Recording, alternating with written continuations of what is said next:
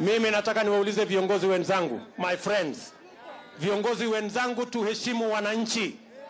Kama wewe ni kiongozi na wewe unataka kufanya fujo, tafuta bibi yako, tafuta bwana yako, tafuta mtoto wako, peleka kwa fujo. Waachana na mahasla hawa. Mahasla hawa wanajitafutia. Welcome back to Punchline. Deputy President William Ruto speaking there in Murang'a County following clashes that left 2 people dead as Keleweke and Tangatanga supporters came head-to-head. Those ugly scenes were witnessed today, and the DP's allies have pointed an accusing finger at the area's leadership. Murang'a women rep Sabina Shege and Governor Mwangi Wairia, alleging that they funded and organized that chaos with a hand from the Ministry of Interior. And so tonight we focus on the tensions in the Jubilee party that have degenerated to violence as that power struggle to succeed President Uhuru Kenyatta rages on. And so we welcome David Murathe to Punchline. Welcome to you. It's been a while since we spoke, and I want us to begin with that chaos that we've seen and the remarks of the Deputy President this afternoon. Is it your view that the Deputy President should be free to campaign, to politic, to carry out his development agenda or whatever you want to call it in any part of the country, including central Kenya, and that those who believe that he's speaking out of turn or at the wrong turn should not challenge him?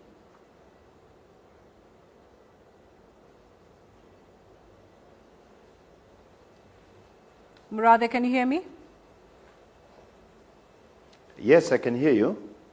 And so that was my question to you. Following the scenes that we've witnessed where youth tried to allegedly interfere with a meeting of the Deputy President in central Kenya, an altercation that left 2 people dead, is it your view that the Deputy President should be let alone to campaign, to popularize his agenda or Jubilee's agenda or whatever you want to call it in any part of the country, including the President's backyard, central Kenya, and be let alone to do it?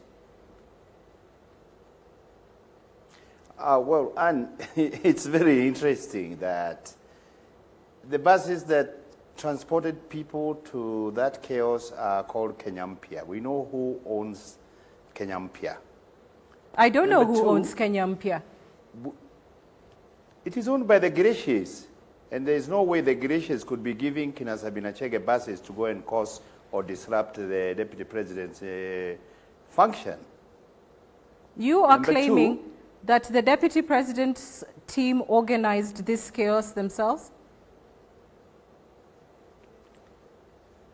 Look, these guys were anticipating that the meetings or the Harambe would be disrupted and that it would be interrupted.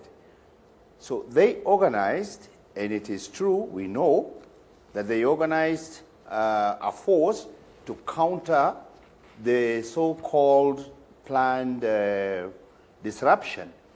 Unfortunately, because nobody had planned to do anything of the sort, they then stage managed. They stage managed an event, and it was clearly meant to provoke, which they succeeded, and it was clearly meant to elicit some kind of sympathy.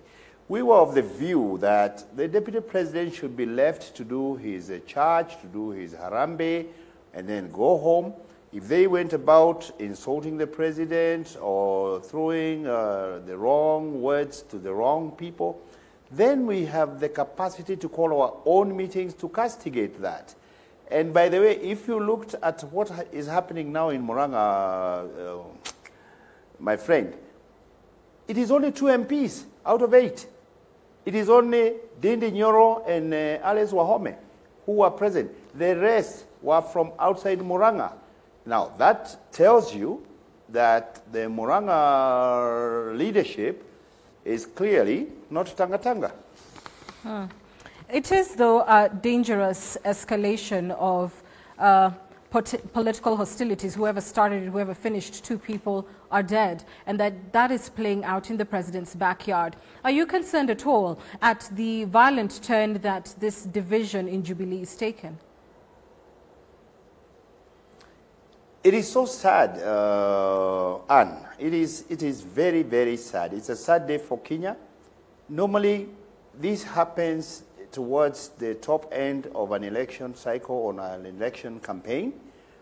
Unfortunately, 2 years to an election, this kind of hooliganism and heightened political activity is being engineered in Mount Kenya. How is it possible that the deputy president never has this kind of shenanigans in his own backyard? When was the last time the deputy president held a Harambes in Eldoret, for that matter? When was the last time he held Harambes in Baringo? Why is it that he only comes to Mount Kenya to divide and to incite and to provoke? You see, this is a game that we're aware of, and we are saddened by the fact that some of our gullible people and leaders cannot see this, that these things only are happening in Mount Kenya. Right, but the question then would be, because he has been going around the country, Mount Kenya clearly has a leader, as it is. President Uhuru Kenyatta is a bona fide leader, of central Kenya. Why has he not called the house, his community, his backyard supporters, whatever you want to refer to them as, to order? And let us be very, very clear. It is actually the president that the deputy president is provoking. The people of Mount Kenya, and they've been told this before, you might get all sorts of crowds coming out to cheer you. Moi himself used to attract huge crowds. Ask Raila when he used to campaign in Mount Kenya. But the taste of the pudding is in the eating. If you went to the market with a monkey and somebody comes to the market with a goat, where will people go? The people will go to watch the monkey. But at the end of the day, what will they take home? What will they go to buy? They'll buy the goat. So if people want to be monkeys, people will go to their functions and watch. Wow. Let's not use those terms.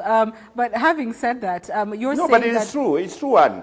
If you really go to a market with a chimpanzee, for example, and there are people who have got goats in the marketplace, the people will not go to the herders of the goats. All right, let's leave the monkeys and goats out of this. But having said that, you're basically saying that crowds don't equal votes. That's what you're telling the deputy president tonight, isn't it? No. Crowds don't equal votes. I have contested an election myself, and I know because my competitor had a lot of money. He was the chair of the Central Kenya Development Support Group. He used to attract huge crowds because at the end of the rallies, they used to give them a lot of money. I had no money and would not actually even hold rallies. I would do like door-to-door campaigns with an old Land Rover and some pickup. At the end of the day, Anne, when I was already on 16,000 votes and counting, that guy had not even figured 1,000 votes. My.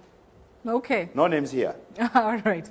It has been, though, a hectic week for Jubilee with an alleged party coup plot and the call for the ouster of the deputy president as the deputy party leader. Hostilities in the party have clearly reached a boiling point. Is it time that the president brokered some kind of truce? And we know him to be magnanimous in nature. Should he just give his former brother, still brother, who knows what they are right now, with the deputy president a call and try to find a way out of this? Please keep the president out of this, because the president is not interested. In fact, he's very irritated about the goings-on within the party. The president is the party leader, but the president has said we don't have time for politicking, so don't drag him in. All those activities and actions you're seeing happening are being led and conducted by the National Management Committee of the Jubilee Party. The National Management Committee of the party acts on behalf of the NEC. it is the one that runs the party on a day-to-day. It makes certain recommendations. It makes certain proposals. It lays the agenda for the NEC.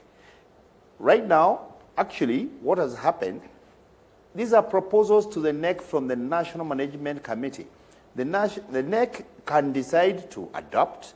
The NEC can decide to amend. The NEC can decide actually to throw out those recommendations.